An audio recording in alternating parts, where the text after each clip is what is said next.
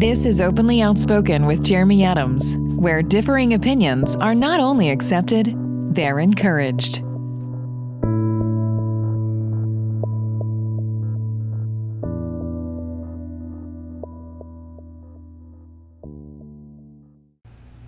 Dominic, we are live. Welcome to Openly Outspoken. Awesome. Good to be here, Jeremy. And I'm having you on at the tail end of us doing some work together, which is pretty cool.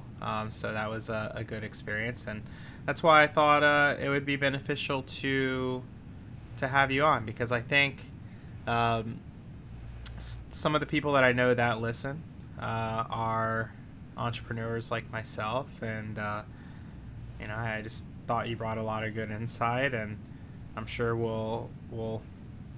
I'll learn something new about you, because it would always be one way towards me in most of our relationships. So now the tables are going to turn slightly for this one. Not too much though, because I do like to talk a lot, but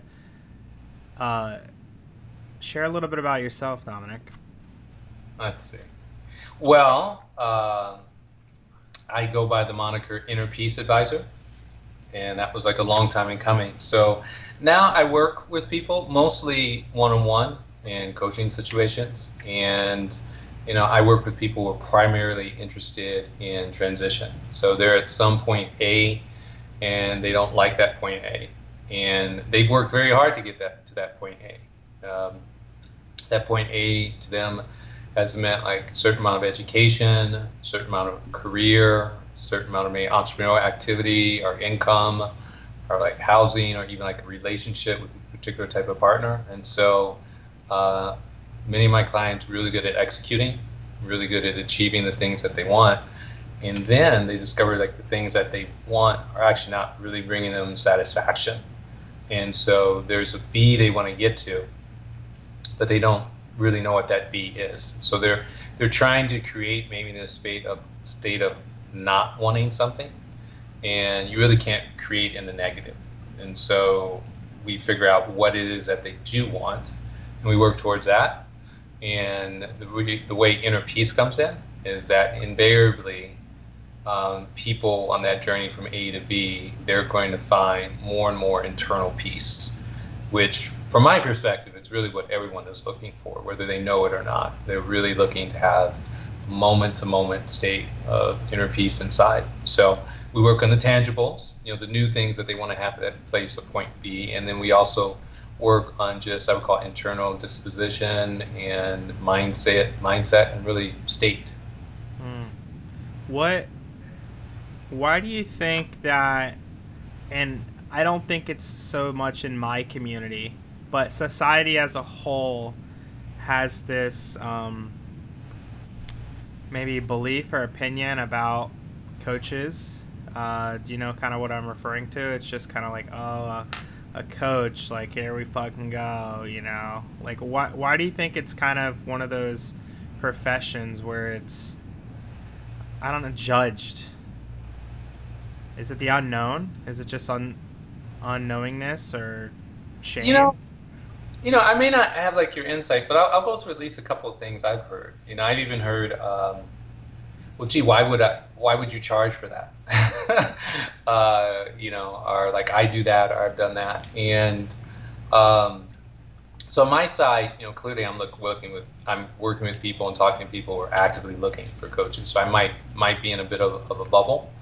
But on the charging front, people are saying, well, you're just helping people, or you're just doing like therapy. And I'm like, well, yeah, I'm helping people, but therapy model is actually not something I'm familiar with. Therapy is different from like coaching. Coaching is more outcome based, and people are paying for that, like an outcome. So I think maybe some of the I guess, I don't know, we'll say stigma, or like say reservations about it, is just like seeing the value in it. And I'll go through conversations with them saying, well, if you look at professional athletes, people who are actually operating at their peak already, they've picked up personal coaches. They already have a whole coaching team helping them, and they picked up personal coaches multiple ones. They've got movement coaches, they've got pain management coaches, they've got like meditation and mindset coaches, they got nutrition coaches to take care of things. And it's all towards, optimizing them. So, I think for the people that, have like the biggest reservation, they're probably least interested in that whole, you can call it life hacking, biohacking, life optimization type movement. Because a lot of people, they haven't really come to the point of saying, oh, I can dramatically change my life by working on myself. And so they're looking at other things. I think for the people that have, they're just looking for answers and efficiency. And I think that's a lot of time what the coaches like provide. Yeah, no, I'm sold on, personal growth. I mean, I think for me, and this is, I've realized not how everybody operates, but when I have a regular problem, I know there's probably some book or coach or mentor or some combination that I can use to find a solution to that problem, not just say, hey, I'm just going to live with this problem and complain about it to all my friends and family for the rest of my life. So I definitely am sold. So maybe like the negative stigma is a good word about coaching, but what about just like the mental health space in general? Because you're in that vicinity, mental health. I mean, why do you feel that there's still, I think it's getting better, especially with like maybe the younger generation, but why do you feel there's just a negative stigma around mental health? And it's like an insult almost, I feel like, to a lot of people, if, hey, like, you should consider a coach or you should consider a therapist, and it's like, it's normal human just practices, in my opinion, to just seek growth and improve. And just, why do you feel like there's a negative stigma around just mental health work in general? I'm really gonna go to my suppositions. Like, I don't really know, but I think part of it is no one wants to admit that they have mental health issues, and so I think immediately that can create some type of like reservation. And it's like, oh, like you're getting coached, you're looking for like mental health, or you have some mental health issues. And as it comes down to it, a therapist and a coach are really going for like very like different markets. But I will say, in coaching, it'd be hard not to touch on some aspects of what we call mental health. And I like to say another way of saying mental health is really belief and mindset. And so, everything's going to come down to one's individual's life. It's going to be belief and mindset. If you believe you can do something, you're right. If you believe you cannot do something, you're right. So it's Henry Ford. Yeah. Henry Ford. Yeah. So I think, belief and mindset, when you ideally as a coach, you're able to modify those things or get the client to see where their belief or their mindset is like holding them back. And then, they'll just switch it and they're like, okay, now I'm off to the races. A lot of times it can go a bit deeper. And so those beliefs, mindset, perspectives can come from like really early childhood. And so, all of us have things running around in our subconscious that come from that period of time. But if they become too limiting in that space, sometimes they can become, I guess, what they call clinical conditions. Like you're clinically depressed, or you have diagnosable anxiety or panic attacks. And I think maybe, again, one of the main reasons for maybe stigma, it's unfamiliarity. Like, for example, we'll take racism. Yeah, I've come to view racism as kind of like illiteracy. You just haven't had enough exposure. You don't know other people that well. Like, typically, people in cities, their level of intolerance to different groups are lower because they're living like right next to them.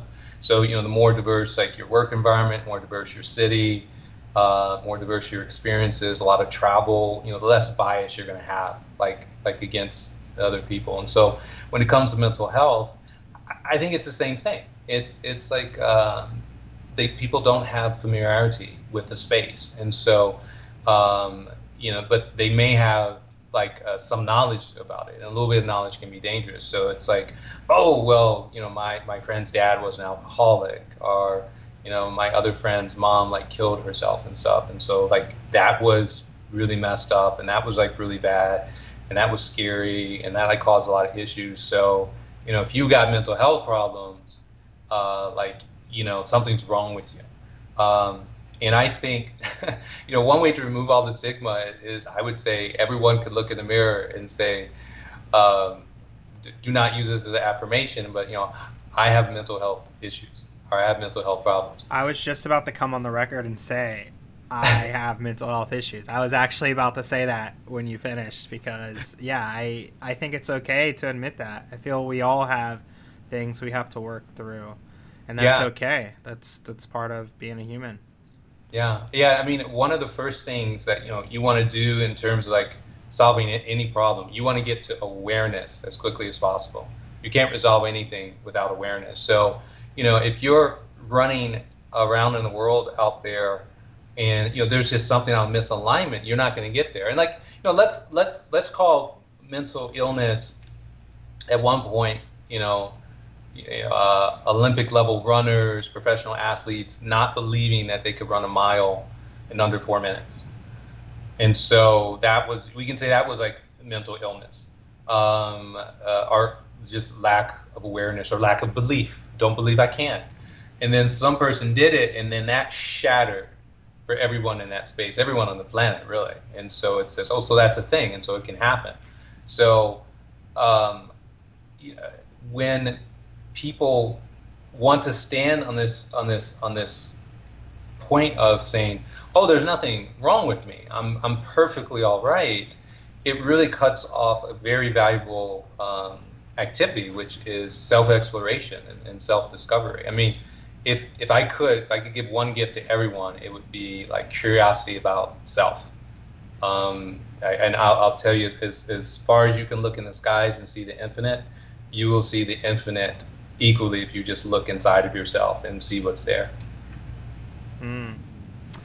Yeah, I stopped telling a lot of people, because I guess just my communication, I would tell people like on my team or people I was having a call with, like, because I've seen a therapist regularly for a few years now, and I'll be like, oh, I have a therapist appointment after this or whatever, and countless people would be like, oh my God, are you okay?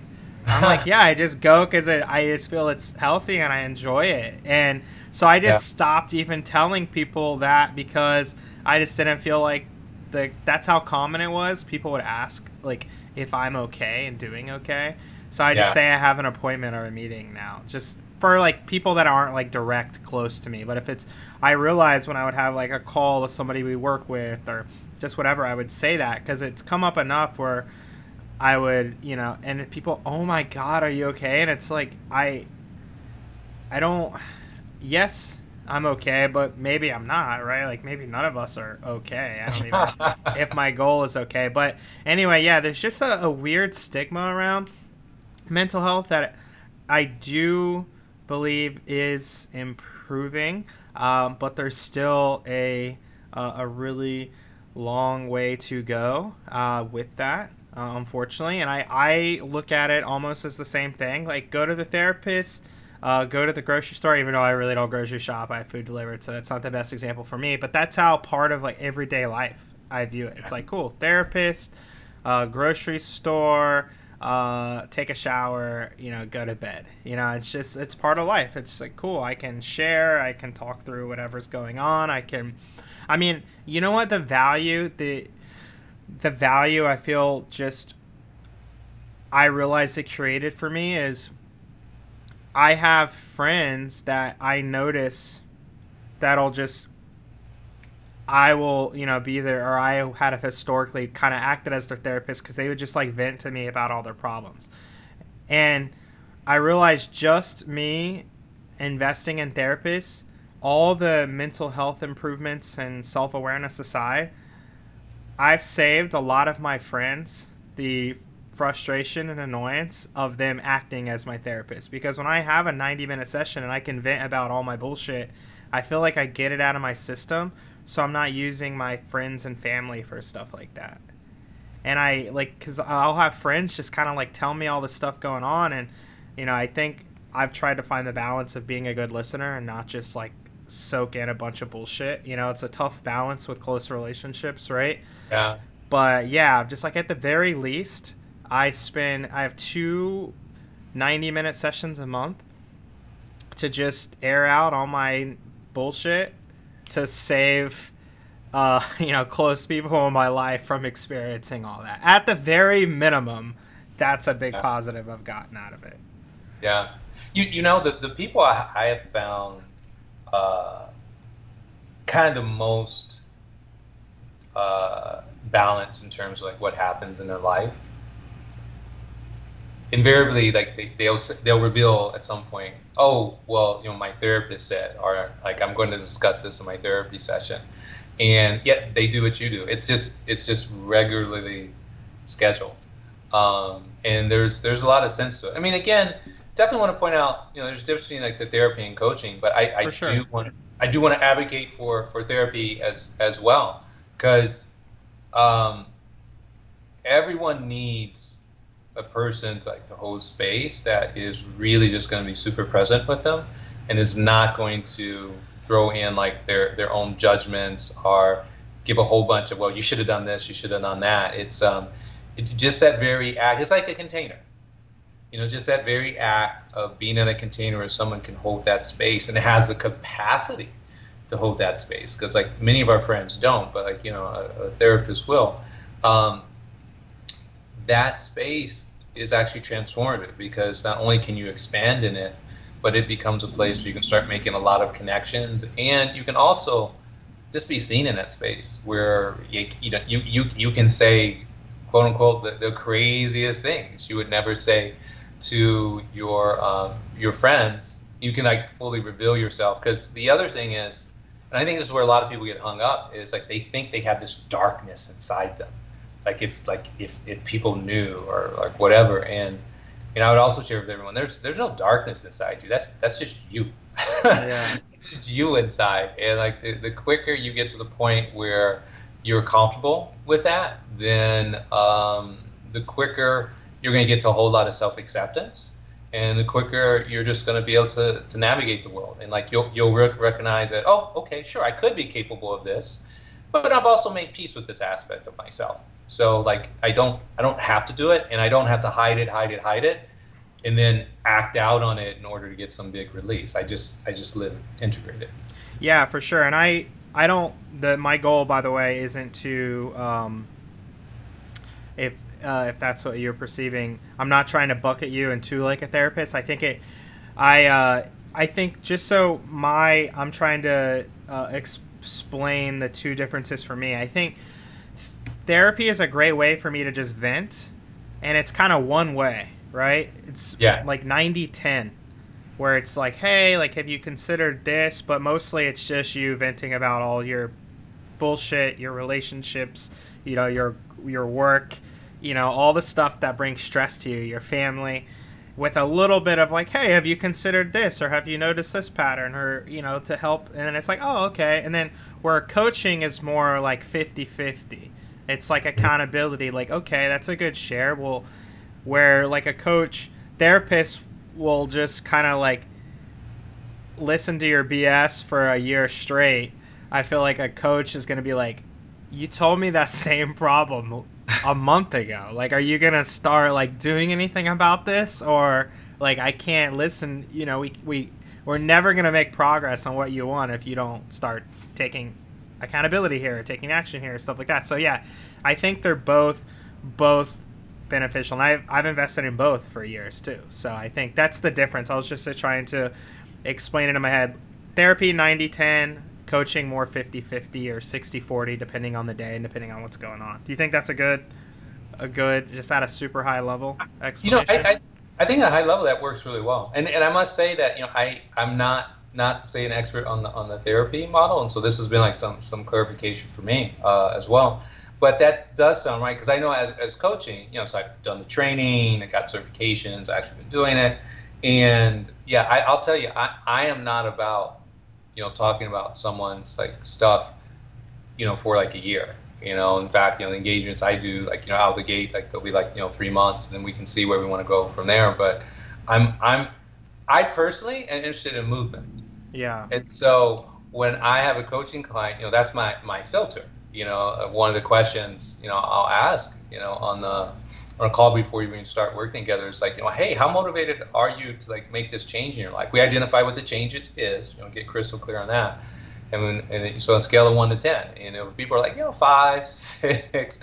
I'm like, yeah, doesn't sound like, we're ready to work together now. But people that say 10, I'm like, let's do it, because not only do I have their own personal interest in movement, I think it just really works well with my energy and just kind of who I am as a person. I'm like let's get to it. And it's the type of setup where in other places you don't want to do it, because sometimes, and you hear this a lot, people want to say, hey, I just want to talk about my stuff. I don't want to work on a solution. I just want to be able to voice it. And like the coaching setup, there is space for that, but then there's also at least 50% of really encouraging and asking questions in such a way that the client will come up with those own solutions, because the coach is not providing solutions. Yeah, and I actually agree with what you're saying. You don't want to no great coach should have to motivate people. Like, it makes sense to only work with already motivated people. I mean, because then you're having to sell them twice. That sounds exhausting. And so only working with motivated people.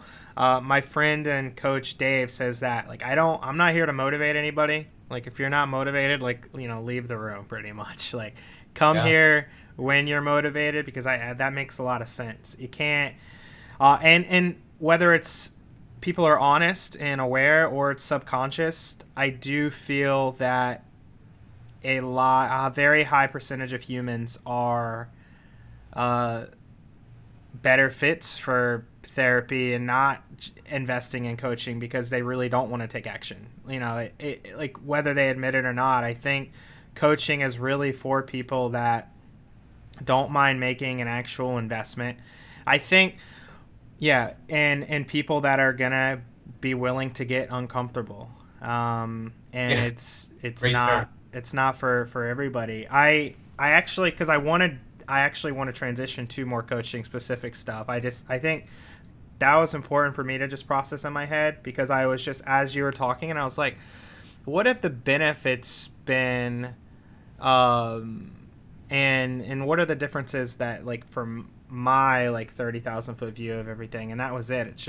It's the coach is someone to actually get movement, and stuff. So, all right, I want to talk about, because you wrote down, you believe the answer to every problem is higher consciousness. So I want to talk to you about that. But before I do that, I'm going to ask you a question that I don't think would expect me to ask. But we work together, and the time we work together, what do you feel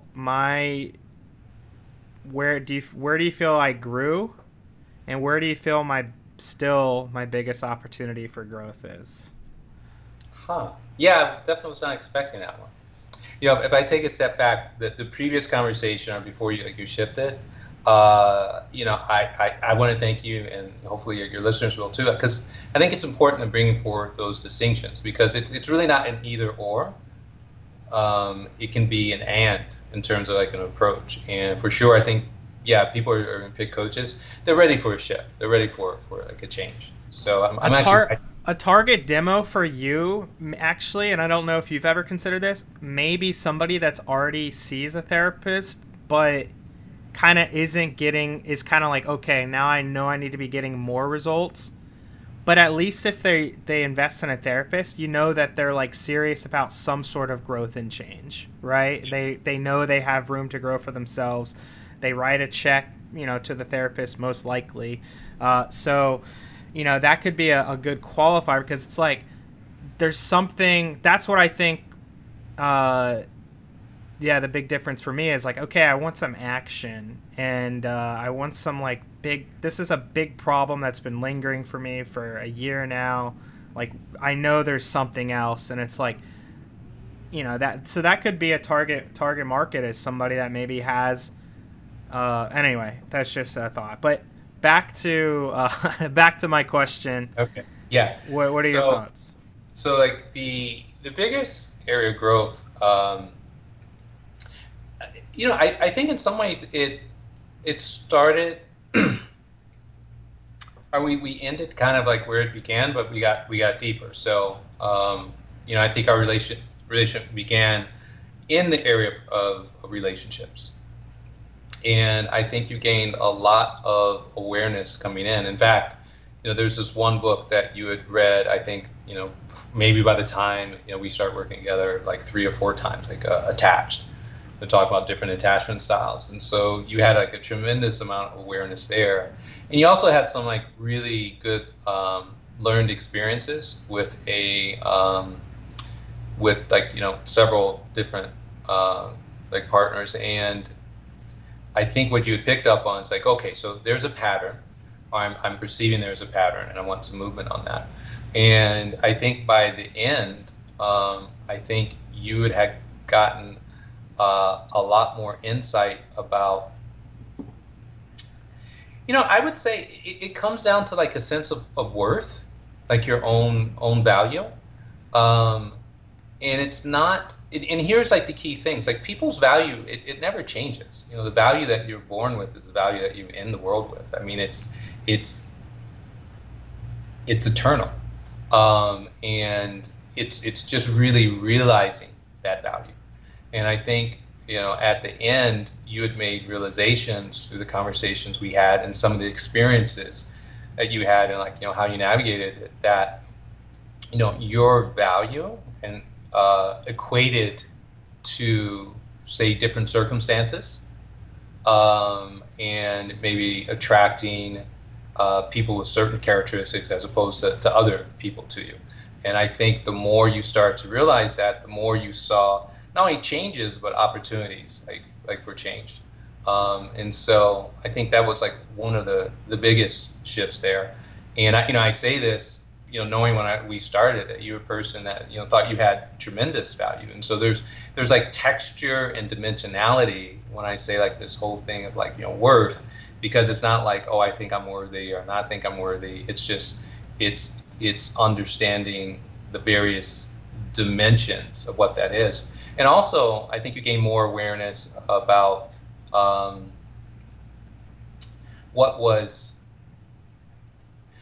what could be there in a person, or maybe what to look for in a person, that you didn't have that awareness like before. And so, like when we grow up, you know, invariably we're going to learn how to like be in relationship from modeling relationships we see around us. And so, every relationship model that we see, it's going to have things there, and it's going to have things that are not there. And so the poorer that model, the poorer quality that model is going to provide us in our own life when we adopt it. And so we're going to be walking around with a lot of deficiency in terms of like, oh, you know, this person should have this, and like they should have this. And it's not material things. It's a certain way that they look at their own experiences and their own sense of self. And so since we're not able to recognize that, we're kind of recreating that same model. And like I said, the poorer the model, the poorer we're going to carry forward. And I think you saw different ways, like, you know, improve your own relationship model. So the other question being like, what are the things like still to work on? Yeah, biggest opportunity for growth in your opinion. You know, it gets to what I said, but, you know, you had mentioned, it really is increasing consciousness. And when I say like the increasing consciousness, it's not like, you know, increase your intelligence, you know, become more religious. It's really gaining the ability to entertain as many perspectives as possible, like simultaneously. And so if you look at it kind of like, that's big colors.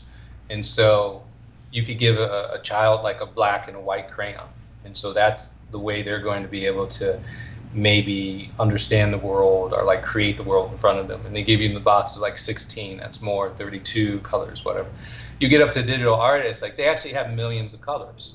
And so their way of processing the world and understanding the world is much more detailed, diverse, granular than say someone who's just limited to like the 2 colors or just less than a million. So perspectives are the same thing. We can have like millions of perspectives, and I think by increasing consciousness, you kind of want to get to the point where you can live without perspective, because every perspective is actually still a limitation. And so every time you have perspective, you can still get caught up in that perspective. So it's good to have more than a couple. And so you have many perspectives. That's good because it can help you navigate more situations.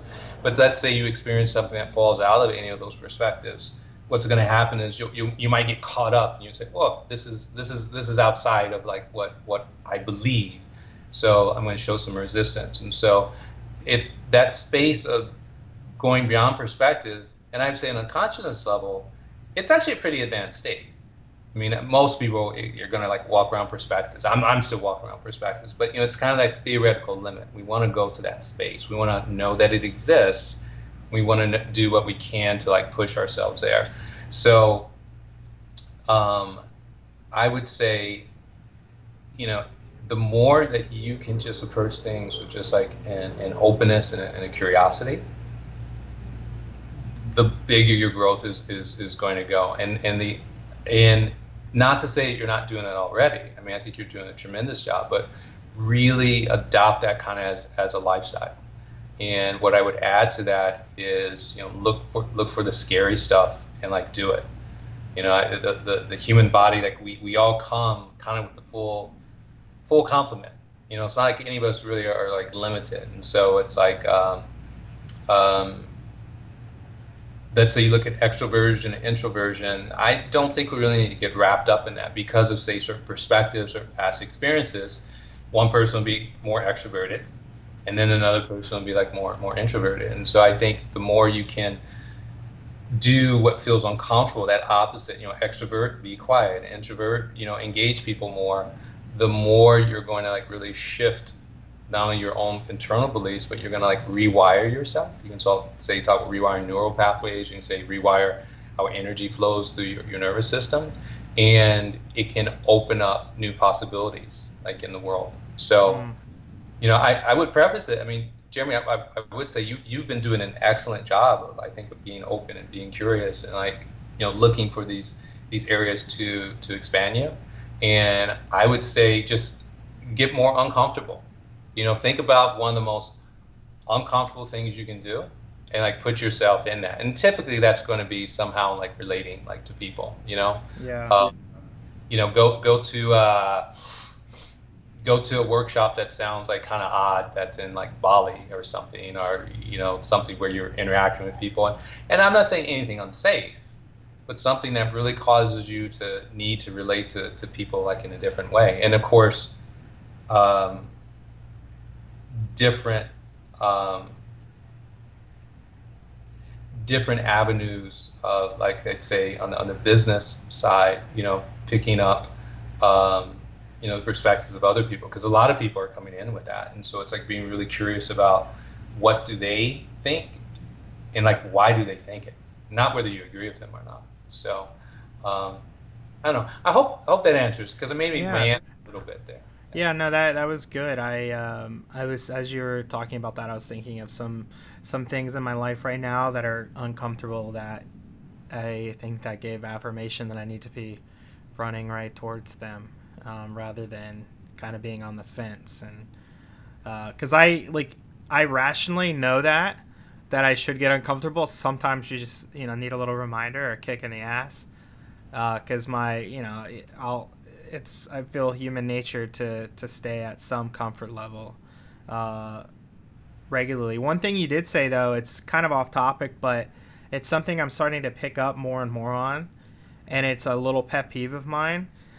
There are a lot of people that will label themselves as introvert or extrovert, and they're just like, "Oh, I'm an introvert, so I don't do that." And I'm just like, I don't like the label that those words have become. You know, it's just like, well, maybe you're not introverted, but you just don't like hanging out with those types of people or doing these types of activities. Because that's what I'm starting to feel like I am. I am extroverted for things I give a shit about, you know, but then I'm not going to fake and not care. So I think for me, like, labels have been something I've been trying to be careful with. I know there's some personality tests, you know, there's many that are really popular. You know, I think there's a lot of benefits of those personality tests. And this is getting a little off topic. This came to mind as you were sharing. But more benefits, more upside than downside. But I think one of the downsides is, you know, it gives humans an excuse for why the way they are. You know, it's like, I'm a high D. I'm just going to be an asshole. I took a disc test. I'm a high D. I don't have feelings and emotions. It's like, no, you can still care about those person's feelings. You can't blame it on a high D.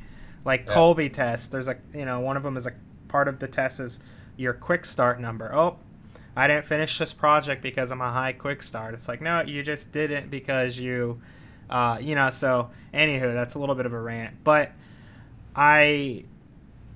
you wrote down and you kind of touched on it in your share. I believe the answer to every problem is higher consciousness. What do you mean by that? And do you mean truly every problem, Dominic? I'm gonna. I hate to say always and never and like those. I think what it calls superlative statements, but I will make them from time to time to be controversial, because whenever I say, well, it's always like this. Men are always, women are always. It's an invitation for someone to come up with an instance where this isn't true. But it's also my way of being playful. I want people to actually struggle a little bit and sometimes a lot with what I'm saying, because I will say to my clients all the time, because I'll tell you, this is the optimal way to work with me. Like when we work, you're not looking for what I'm saying is true or not, because I really have nothing true to share with you. I don't know truth. I do know perspectives. I have a whole bunch of them. What you're really looking for is a perspective or belief that you don't have, that you haven't considered before, that might have utility in how you navigate your life. And so it's perspectives are like tools. So someone can pick up that perspective like a tool, and they can start using it, and they're like, I've never had this tool. This tool is great. I'm going to keep using it. Or I'm going to use it for 3 months in this situation, and then after that, I'm going to put it down and pick up a different one. So, for the moment, I'll say, yeah, absolutely. Higher consciousness is the answer to every difficulty you have. And I'm going to jump back on one thing, and I'll come back real quick. You said something about comfort before. People want to be comfort or in the comfort zone. And I just want to say one phrase, comfort will kill you. It'll bring a lot of dissatisfaction, because, people think that they do want comfort, and what they really want is discomfort. Their goals, what they're going for, is really on the other side of discomfort. You want that great partner, that great relationship, you're going to have to get uncomfortable a little bit and be the person who can show up in that way to attract the partner that you want. And that's probably going to be you getting past things like being extroverted or introverted. It's going to have to get past maybe not getting your workout in, or not feeling like you don't want to do it. It's going to get past maybe you just want to sit around and play some more games or something. That ideal partner is there, and you will attract that ideal partner easily. It's a matter of the way that you're showing up. And so your desires and the discomfort that you face and overcoming getting to them are your gifts, because they're the things that develop you to the state where those things become easy. So these labels that you talked about, extrovert and introvert, I think labels are great, but as soon as you label something, you also limit your ability to understand something. It's also a definite. it's like sometimes I tend to be more extroverted in these cases, I think is more accurate than, I think definites are dangerous. You know, like one of my favorite books that I've read, probably more than Attached, which is crazy. It's called I Hear You, super small book, but it talks about in communication with your close relationships to avoid these definites, because it's the number one way from a communication standpoint to put the other person on defense. Like, you always do this. You never show me love. You, like, just these definites when it's the actual truth is they probably don't always do something, and I'm sure they've showed you love at one point. But when you say the never and always and just there's a bunch of these definites out there. Yeah.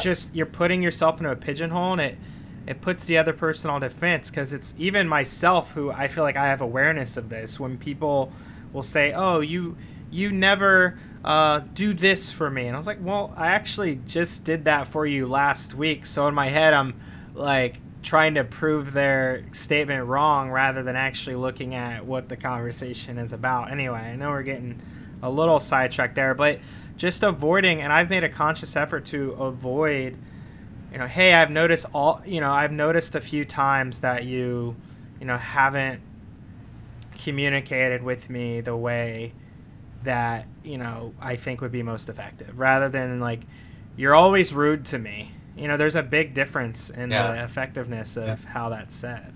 Well, if we jump right into there, so there is actually an example of like low consciousness. Whenever you like start talking to someone about like you always or you never type stuff, to me that's the same as like, you've actually taken off the boxing gloves and you're just going bare knuckle and you're going to end on them. Like, you always do this, you never do this. Like, if I want to pick a fight with someone, like I will use statements like that. I will intentionally use statements like that. And I actually use those statements a lot with my clients because I'm like, oh, so what you're telling me is you always do this. They're like, whoa, you're way out of line. I'm not doing that at all and stuff. I'm like, okay, well, tell me where I'm wrong and stuff. But frequently my clients will use those things. Why I always do this and I never do that. And I'm thinking, well, like, impossible. That's not going to be the case. But when people start thinking of these terms of absolutes, and you can really expand this to the world, and that's why I go back to, like, higher consciousness is always a solution to the problems. It's because it's like getting a better and better view of a problem. And so just imagine like the view you can get standing on a sidewalk as a view like maybe an eagle could get up in the air as opposed to what a satellite could get out in orbit. And so that's essentially what higher consciousness is. It's being able to zoom in and see the granular detail, and able to zoom out and see the entire big picture. And like, the bigger the picture you have, the more perspectives that you have, the more tools, the more resources you have to bring to the conversation. So when people are addressing each other and say you always or you never, it's lower consciousness. It's like the person standing on the sidewalk. Like they can only see what they see. Now, we're all capable of having what I would call the enlightened view, but you have to go up to those higher planes, and you also have to be willing to let go of things. And so like on the plane of consciousness, like I think the bottom or the very bottom, it's like victim consciousness, victim and shame, they're both down there, but like victim consciousness is Jeremy, I was late to this podcast because you didn't get the information to me on time. Like I blame you for the circumstances. Or like, the world is messed up because of the elite. And so it's where a person advocates personal responsibility. Where does that come from? Because that's obviously, that's a fascinating topic you just dove into there. It feels very prevalent in modern society. Where does that come from? That type of victim mentality. Is that like where does, say, victim consciousness come from? Yeah, where does that come from? Wow, like, I don't know if we have the time, but I mean, I'll take a stab at it. So, oh man, Jeremy, there's a lot of trauma in the world, like a lot of trauma, like, and it's I think it's hard to find anyone who grows up unscathed by feeling the effects of trauma.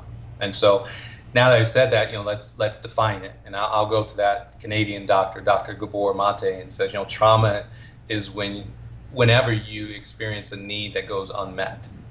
And so when you're like a child from 0 to 7, you come into the world and you actually have like a lot of awareness. Intuition is really high.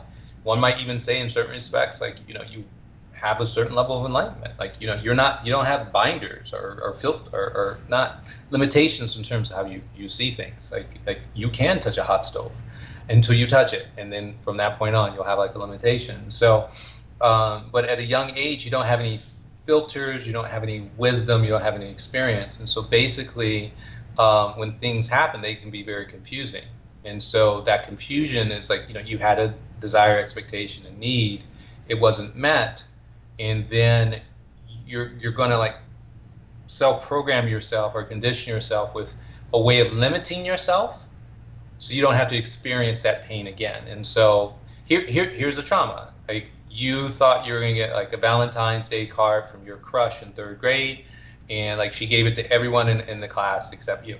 And so like that's a trauma, because you're going to walk away from that thinking like, I'm unpopular, no one likes me, it's hard for me to receive love,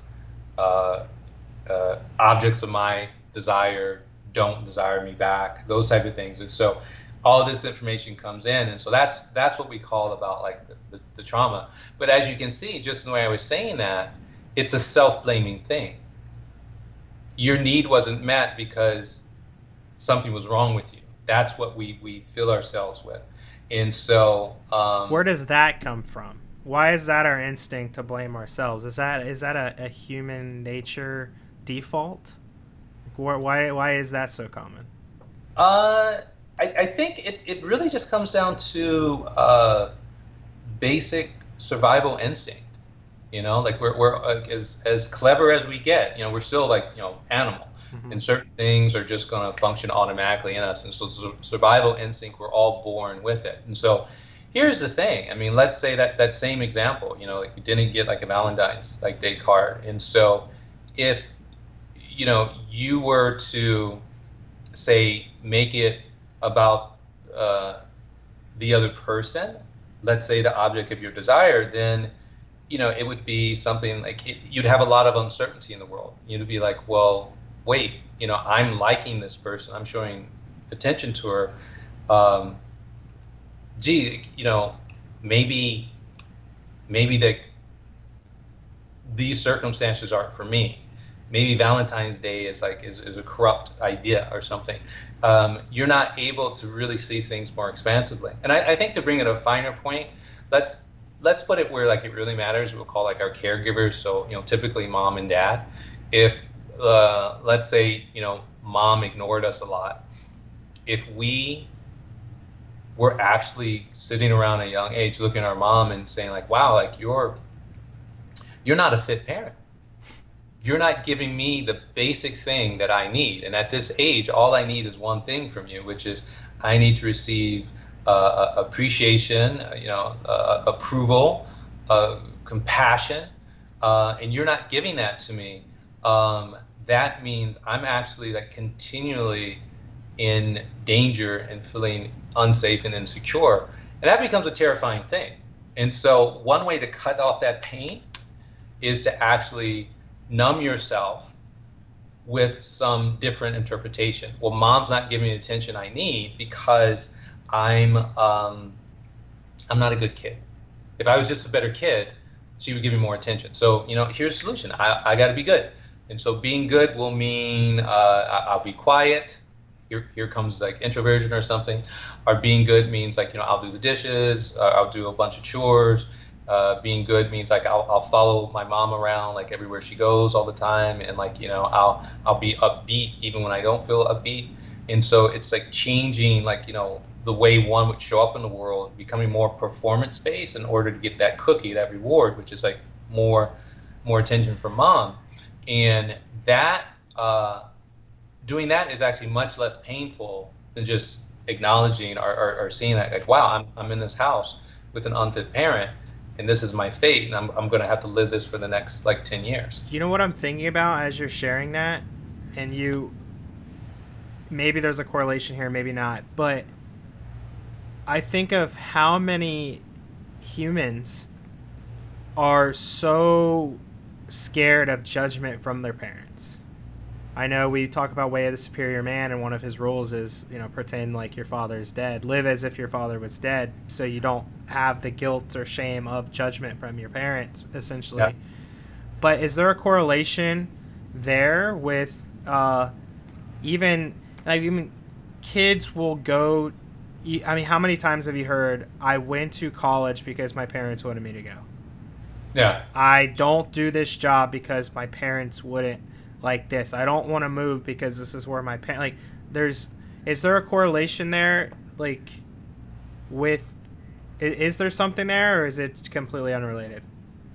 A correlation between, wanting your parents' approval and... Wanting your parents' approval and maybe not going against your parents' preference is a way for you to experience the love that you think that's a contingency to experience that love. Yeah, I think 100%. It's a lot of times, it's, and if you look at it, it's hard to find someone that came through childhood that didn't have this experience. And so this is where I might say, people always come out of childhood, and so here's the trigger, because I want the bright people out there to really say, no, what you said, Dominic, is not true in these cases. So I'll be confrontational.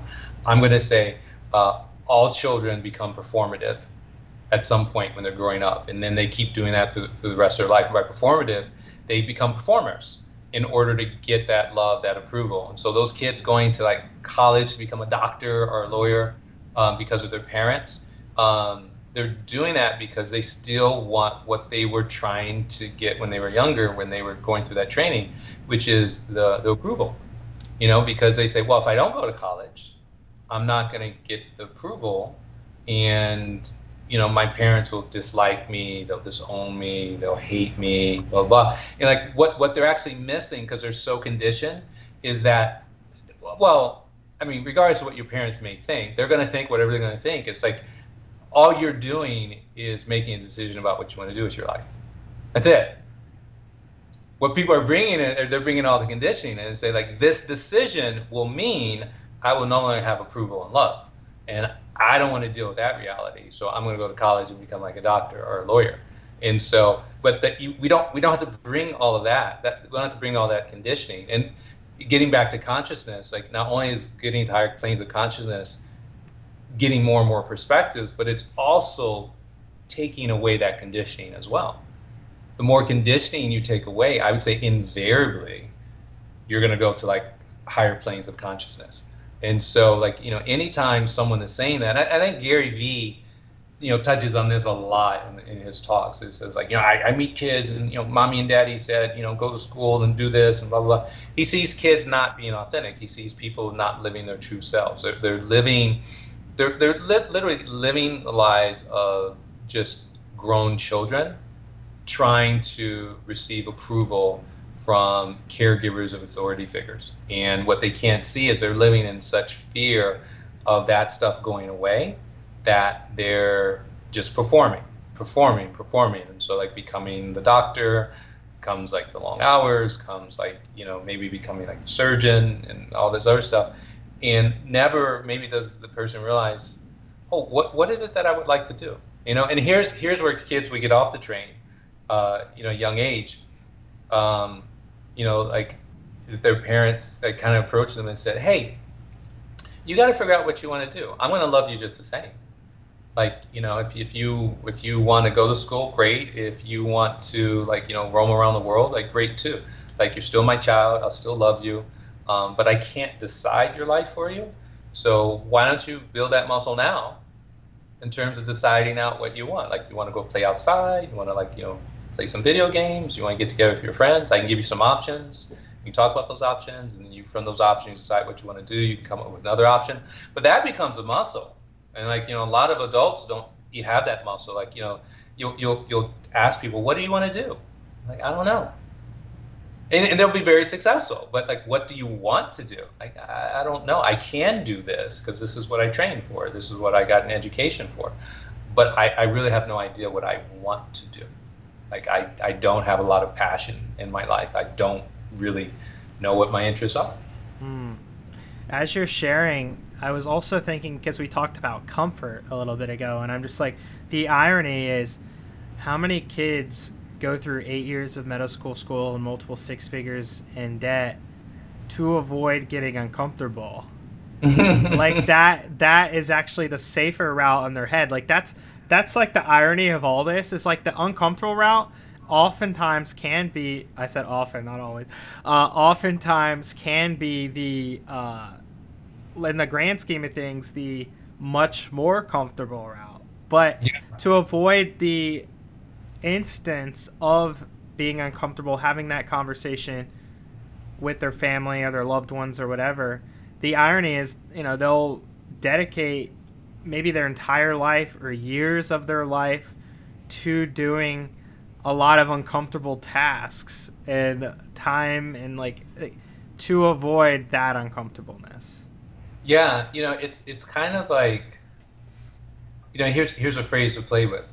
Seeking comfort will ultimately create discomfort. And seeking discomfort will ultimately create comfort. There's philosophy of thought out there that I'm not an expert on, but it's called like Stoicism.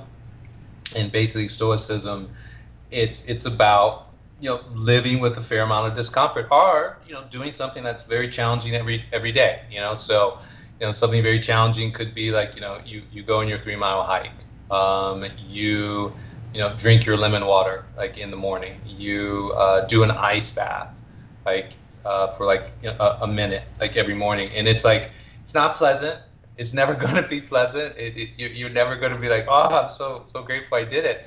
But by the act of going through that, you're like forging yourself like a piece of steel in the earth, and becoming stronger in multiple different ways, many ways like you can't even imagine.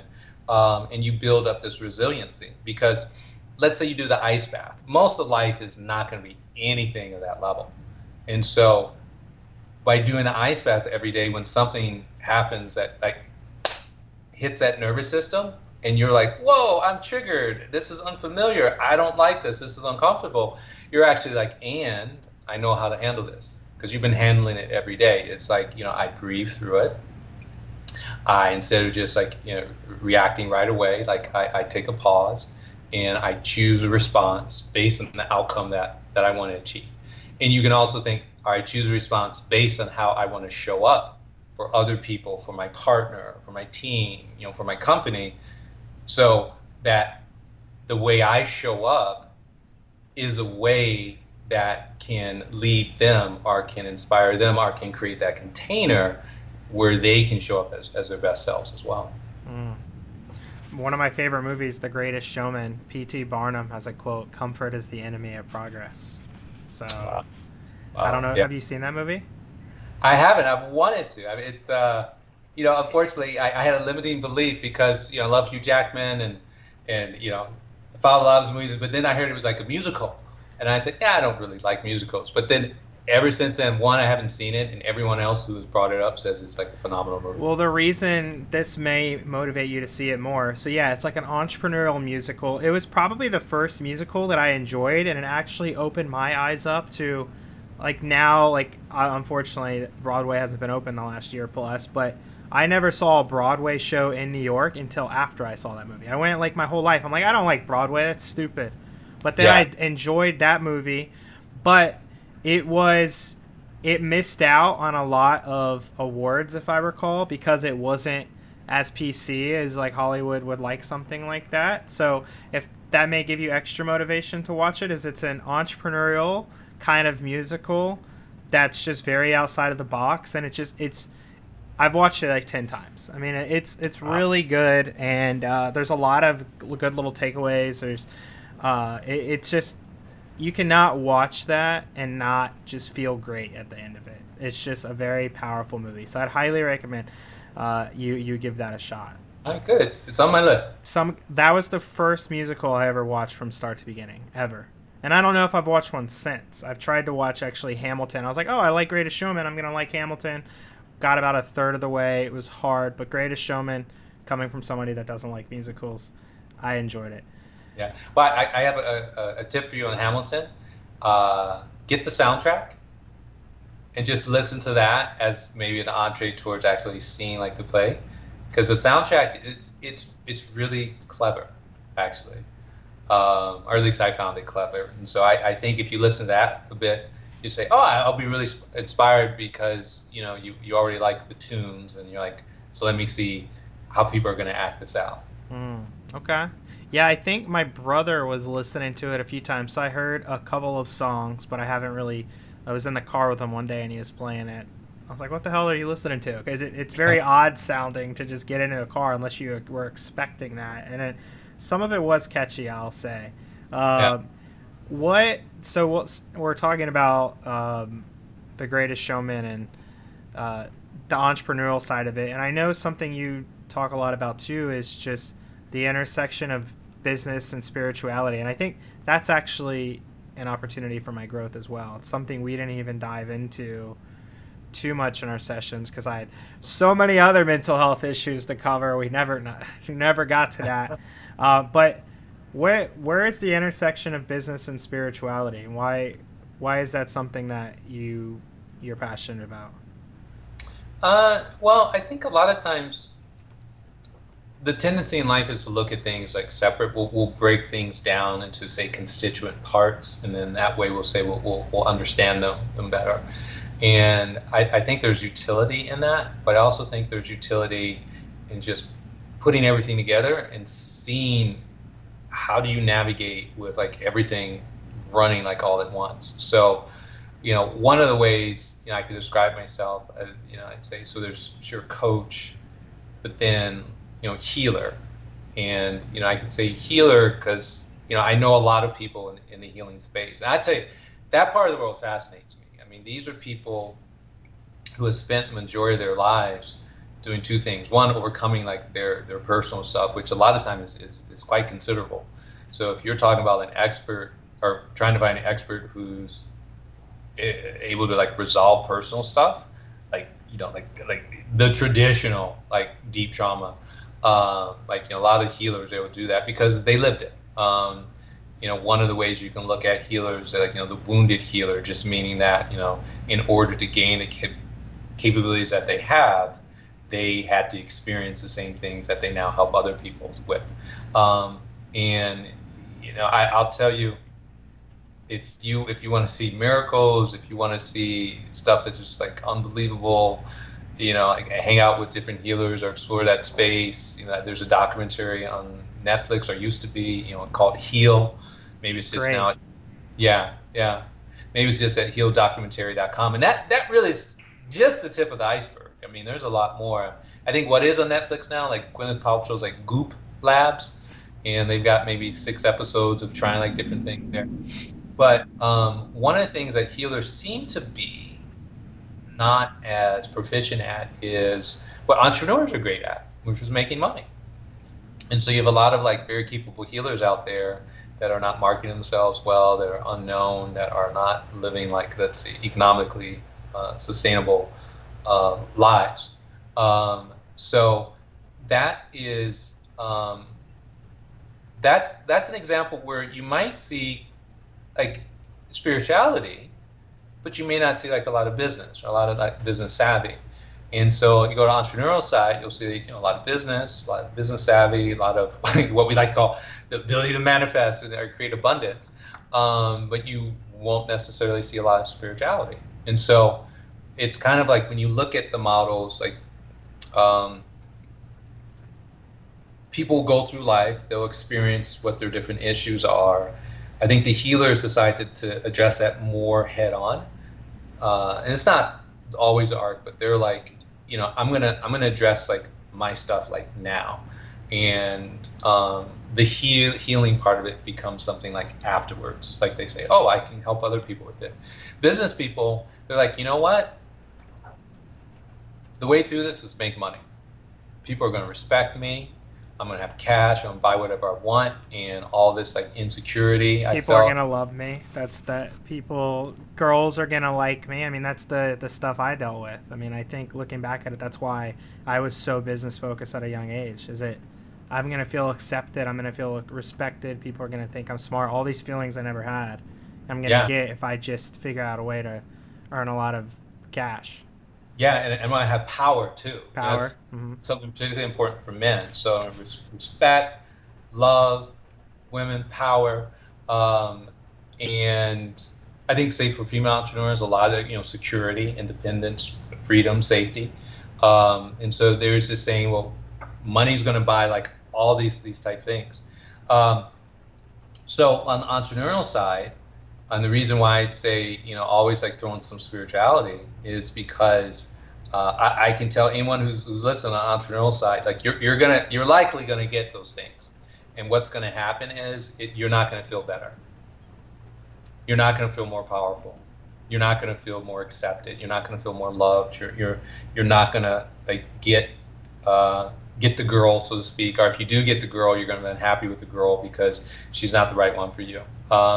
And that's going to keep happening. You're going to keep being in that pattern, and so you might even see like your material things like a balloon and swell, and you're running like a very successful pattern to create a lot of say things in the physical world. Euphemistically, we'll say the 3D world, and what may happen is you'll reach a point where it's like, I'm sick of this. I'm sick of this life. I don't want to have this. Relationships start tearing apart. Your partners start tearing down the business or suing you or that type of thing. And I'm not saying it's all calamity, but if these things start to show up, or at least at the very least, if you notice, like, I don't feel the way I want to, that's where the spirituality comes in. And I'm going to be very clear about spirituality because I don't want people to lose this, because I know people that I was raised with religion, I don't want it. So when I say spirituality, I am not talking about religion. So set that aside. And to me, spirituality, it's the practice of trying to know yourself at deeper and deeper levels. That's it, period. Now, the good thing on the spirituality side of things, there are like ancient texts. And there's like cultures that developed are developed thousands of years on that journey of like knowing the self better, and so there's a huge body of knowledge you can just tap into that's like right there. That's why I say spirituality is such a good way to go. It's also, thinking about spirituality, a lot of it offers is kind of what I call like the life manual. So you're born, no life manual, maybe it never shows up, but you start looking more in the realm of spirituality. You may not find, say, like, one manual that takes care of everything, but you'll find like pages. You'll find like a lot of different sections where if you look at that, you'll start saying, oh, this works out much better. And another lens to look at spirituality is something we talked about earlier on this show, perspectives and tools. And so a lot of what's in spirituality, it really are tools of higher consciousness. And so back to me saying like the salvation of us all is like higher consciousness, and spirituality conceptually can just be looked at like taking things off the shelf, going through this, bringing it into your consciousness, and so transform from just knowledge and information to actually wisdom, which is embodied use of that information, and then the life will dramatically increase. And so like like the victim consciousness that we were talking about earlier. You read maybe like 3-4 pages into spirituality, like, they'll hit that right away, because they'll say no one's life is going to be successful when they're out there, like, blaming others for their own circumstances. And so we'll go up to a higher level of consciousness. Like you are 100% responsible for everything in your reality. If you look around, like, you created that. And of course people are gonna be like, no, I didn't create my spouse waking up and being like, kind of cranky in the morning and yelling at me. And in spirituality we'll say, no, stop, back to the basic. You created that. And so now that we have that understanding, what's the reality you'd like to create? And what can you do to do that? And that's, again, where I say, you know, curiosity really helps. Because when you live in the question, answers just flow to you. They just keep coming. But when you live in the statement, my partner is difficult, or my partner is angry, or you know, my customers are stupid, or no one wants my product, or stuff like that. When you live in the statement, it's like labels that we talked about earlier. No answers are going to come to you. You're done. Like you already know. You've gotten your answer because you've made the statement. But if you live in the question, stuff will just keep coming. And so on the spirituality side, the reason I would encourage all business people to do it, the more you know yourself, the more you're going to be able to live without limitation. Because most people think the self that they have is their self, their persona, their personality is who they are, and it's not. If you haven't done work on yourself, I'll tell you right now, your personality is not you. Your personality, it's a coping mechanism. Your personality is like a series, it's a stack of coping mechanisms. But the more you know yourself and get awareness and strip off the conditioning, you don't need those coping mechanisms. And so a new person shows up. And that new person is going to be someone who's going to be like very non-reactive. They're going to be very patient. And they're going to take a very broad and expansive view to whatever falls in their awareness. Why do you feel that? So I think the good thing about people that are business focused is they have eventually, hopefully, if they see a little bit of light, they have the financial means to then invest in working on themselves, right? So if obviously there's some that just go their whole lives never focusing on that and just focus on more accumulation, whatever. But which, by the way, I think is the sign of just a very basic man. If your happiness comes from the next achievement, I think that's where we get, in my opinion, that's just like a very, very basic, not very evolved level of manhood, is when you're just constantly looking to conquer something. Like the next big deal, the next big business, the next pretty woman, whatever. Like I feel like that's low consciousness for men for sure. So, but on the opposite side, what do you think is holding back? And by the way, you know, because I've met, you know, some of your friends and the friend group that's been around you and Shay, just a very spiritual, like open-minded bunch, I would say. Where do you think a lot of that community lacks to earn the money that they want and they really deserve? Because they can impact a lot of people's lives. And by the way, something that my friend Dave has, you know, shifted my language to, and maybe for yourself and other people and that you talk to, I've shifted from make money to earn money, because when you say earn money, it like correlates in your head. It's like I have to create value.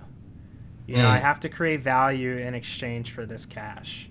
Where make, it's kind of a meaningless make, but earn. So that's something I've shifted. I say earn because it's like, how can I create more value to the marketplace or to my customers or whatever. But where do you feel that there's the biggest area for growth for a lot of these people that are great coaches and are very aware spiritually, but maybe aren't earning the income that they want to deserve? What do you think that's because of? Jeremy, I want to thank you again for your language tips for me that you share with me that throughout our coaching, and even here with the earning. Like language is so important. You know, how you say things, you know, how you think things. It's your entire model of the world. So it's critically important. So why aren't, say, healers just like, you know, inherently more successful? So I think it's a couple of things. One is this lack of awareness. Like they don't know what they don't know. a lot of healers actually come from some fairly troubling backgrounds, and so they've spent a lot of their life really just trying to figure themselves out, and that has been like their primary focus, and so they haven't really developed focus, say, in terms like on the business side, because that's obviously a skill set as well. There's another topic that I think is probably more applicable, and it might make a lot of healers angry, but there's this topic of spiritual bypassing, and that's where essentially one believes one has done the work, I receive the benefits of the work, and one hasn't. And so spiritual bypassing is essentially thinking you've already arrived at a place in your development, and you haven't. And so my take on the healer side of things, someone really wants to have a certain level of business or a certain level of clientele, or like serve a certain number of people. That too is part of their spiritual development. And this is where they can't get past it. And I would even say, like, we all are living an inherently spiritual existence. Like, none of us can like eject out of it and say, oh, I'm actually not living a spiritual existence. And I say, no, of course you are. I mean, that's exactly what this whole existence is. I mean, it's only a spiritual existence. So whether you're a healer or not, it all comes down to what is it that you want to be in your life. What do you want it to look like? Who are the people you want to associate with? What are the type of experiences that you want to have? And so the focus is figuring out what that is, and then also living in the question, saying, well, what do I have to do to accomplish those things? And so the healer that is, say, focused on the healing, but hasn't focused also on the business side of things, this is not a fault finding, but I'll use that spiritual bypassing, because I'd say your healing's not done yet. Because part of your healing would be able to show up in the world in such a way that would allow you to earn or attract these things that you want. Because without those things, you are actually not able to live in your full. You're not able to express yourself in the way that would be towards your growth, and you're actually not even able to be that healer that you would care to be. And so I think another way to approach this, there's this probably very well-known story that it's by this Brazilian author, Paulo Coelho. It's The Alchemist, and the grand reveal of that book. Sorry if you haven't read it.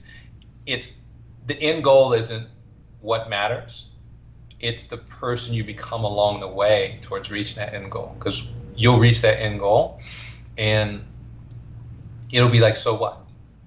You got the girl, you made the money, you built the business a certain size, or you sold it, and so what? You're still going to live, and you've built yourself at least to the level of having that type of experience. What's next? And so, and not from a place of lack or a place of my life won't be good unless I reach this. It's just, what is next so I can be that fullest expression of myself? And I think this is where the healers haven't quite resolved. Many of them haven't quite resolved that, because they're kind of not living in the question and really standing in that uncomfortableness of, okay, I thought I had done my work, and they have to a certain extent, but I still have to do more. And that's the thing. If there's certain things in your reality that are not there, and you just cannot create them, then the question is inside. The resolution is inside. Like, what do I have to shift? What do I have to change? What do I have to let go of, or what do I have to adopt in order to make the reality like I desire an actual reality in the physical world? Yeah, I like that. So they really are just haven't done the work on themselves to have the confidence to charge more, or have the relationship building skills to build trust to charge the whatever it is. Yeah.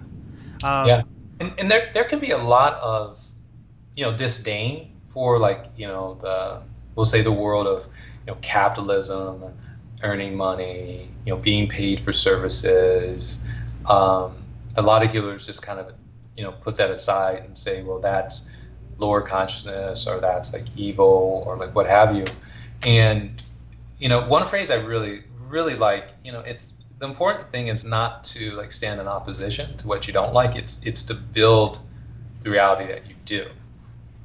And if you build that, then you also create the opportunity for other people like to join you. So, I mean, this might sound harsh for the healers, but I can even like adopt this like for myself. I mean, that is a space where we are all in the becoming. And so, like, just because the healer can like wave hands over someone and like stop cancer, that's still not the end state.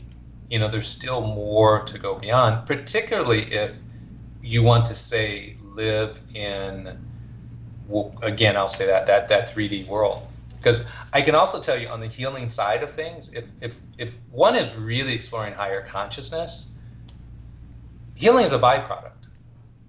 It doesn't even need to show up. Like, you don't even need to do that as like a profession or occupation. I mean, it's just, that's something one can choose to do along the way, because sure, there's the knowledge and information to share there. But if one just wants really to focus on building consciousness, I would argue that you don't have to heal anybody. You can just stay on your path, keep going within.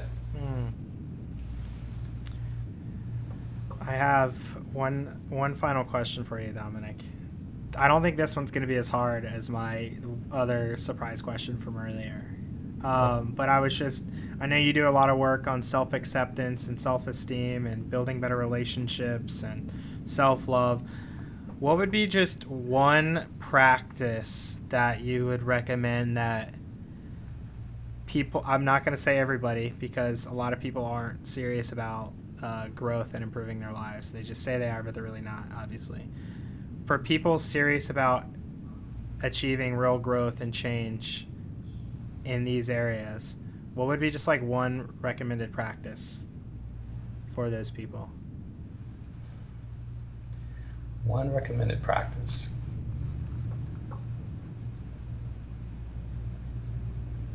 I would say making and keeping commitments to yourself. Yeah. I mean, a lot of times we can say, well, the thinking is getting us there, or the meditation is getting there. There's so much in life to be lived in the actual executing. And so, there's a whole conversation to have about being versus doing, which I'm not going to get into. But making commitment to self and keeping it is a very powerful personal practice. It's a very powerful business practice. It's a very powerful like spiritual practice. It's essentially just showing up for yourself. And by making a commitment for yourself, I mean, and I'd say for yourself, it's very important. It's not for anyone else. It's for you. That's for you. It's for you. No one else need benefit from it. And so you do it for yourself. And then if you can do that, it means you can do more commitments to yourself. And it means you can show up for yourself even more. So the biggest practice for anyone is just keep showing up for yourself. Keep making those commitments. Well, I think that's a great way to end it. It was a pleasure having you on, and thank you for joining us. Yeah, appreciate it. I love the opportunity. Thanks, Jeremy.